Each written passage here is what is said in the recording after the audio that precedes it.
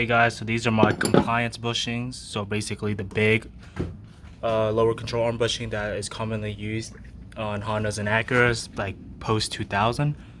So here's the condition of it after 130,000 miles. So this is just your standard 3/8 extension. I'm just gonna stick it in this hole right here. Look at all that movement. I'm not even pushing it down that much. I'm just using my index finger, and you can clearly see how much slop there is. And look at those tears. This is only after 132,000 miles. Look at that.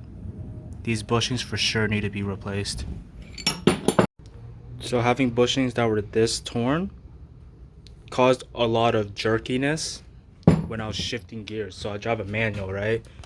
So every time I would shift gears in the lower gears, I could physically feel a lot of movement. So I thought maybe it was my engine mounts, but the clutch was replaced. The mounts were all good. The trans mounts were good.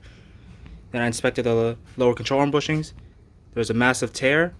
So the only conclusion was the lower control arm bushings need to be replaced. And Milan Mastrasi, I can't pronounce his last name, he made a YouTube video about using PCI fast lane spherical bushings in the compliance bushing and the rear inner bushing, and that fixed his wheel hop issues.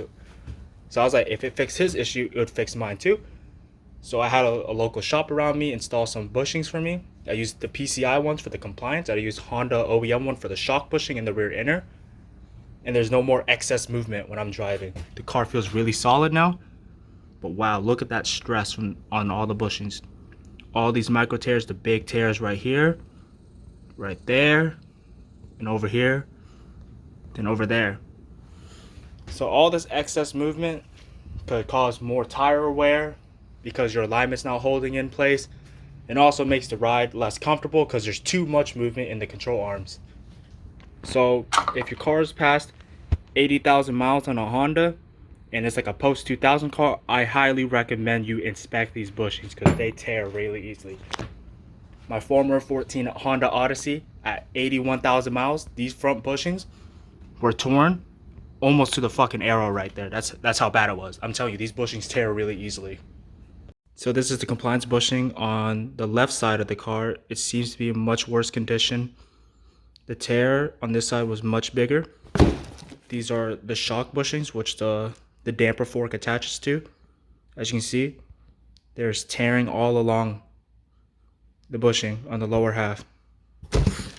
This is the inner bushing that sits kind of like that in the subframe. No, in the control arm, and this faces the subframe. This bushing seems to be in excellent condition. So it's mainly the compliance bushing and the shock damper fork bushing that tears. This is what the fork goes around, and that bolt goes inside with the nut on the other end. So these bushings were really shot after 132,000 miles. After changing it out, the car rides much smoother.